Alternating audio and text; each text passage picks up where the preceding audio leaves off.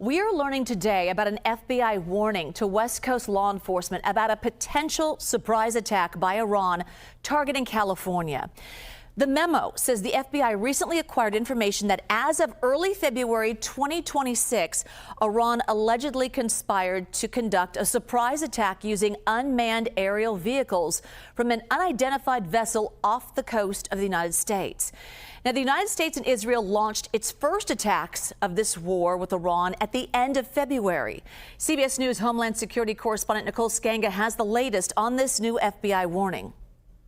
Multiple U.S. and California law enforcement and intelligence officials told CBS News there is no known credible specific threat underpinning that alert. No information giving on the time, source, method, or target of any such attack. Tony, this information shared last week with local law enforcement by the FBI's Los Angeles division stems from an apparent tip in early February that surfaced prior to the war with Iran about unmanned aerial vehicles off the coast of the U.S. homeland. In a tweet, California Governor Gavin Newsom echoed that sentiment, saying, quote, "While we are not aware of any imminent threats at this time, we remain prepared for any emergency in our state." All of this comes at a tenuous time for our nation's security on the 26th day of a DHS government shutdown that has left security officials working without pay.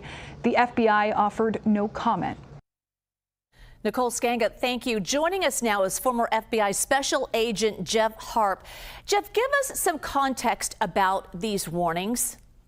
Sure, Juliet. So as you know, post 9/11, there has been a big emphasis on information sharing. And so we look at this memo, we understand that this information was obtained or somehow gotten to the FBI back in February.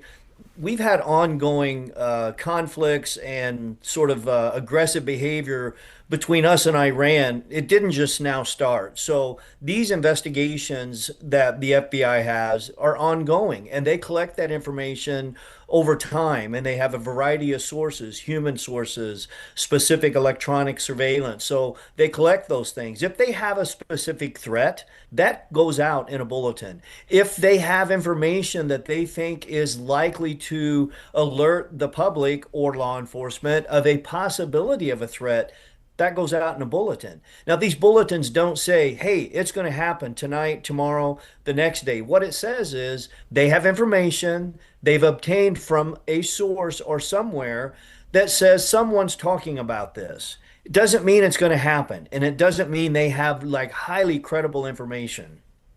So with that said, how do law enforcement agencies react to a type of warning like this? Well, the big thing that happens now is obviously this law enforcement only bulletin has gotten into the hands of the public.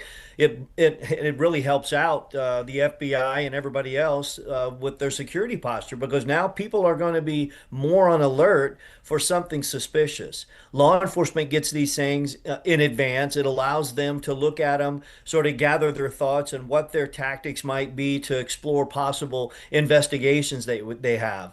Now, you've got officers that sit on Joint Terrorism Task Force across all 56 field offices. So those guys are allowed to go back and brief their command staff on what they see, the memos they have internally to all the cleared personnel. So it's not something earth-shattering or that we should be alarmed about. I think it's good that the memo went out. There is information out there. It's just going to make people more aware of their surroundings. True. Now, that's information coming out today certainly can create a fury of fear and worry. So I want to talk about the memo and the timing of it. The memo says the FBI had this information as early as February. In context, the war started at the end of the month. So what do you make of the timing? Well, I make of the fact that they had it in February. It got released now, probably because, and it got released by the Los Angeles JRIC. That's the fusion center down there. I worked with them very closely. They got the information. We're in a conflict with Iran right now. So now is not a bad time to put it out. Certainly, if you look at Los Angeles and the Bay Area and California in general, we have a substantial Iranian population. If there were sleeper cells or those opposed to any conflict with Iran to do harm to the U.S. or interests, then you would likely send something out to the communities and the law enforcement agencies that operate within those AORs. All right, Jeff Harp, appreciate your time and insight. Thanks so much. Sure thing.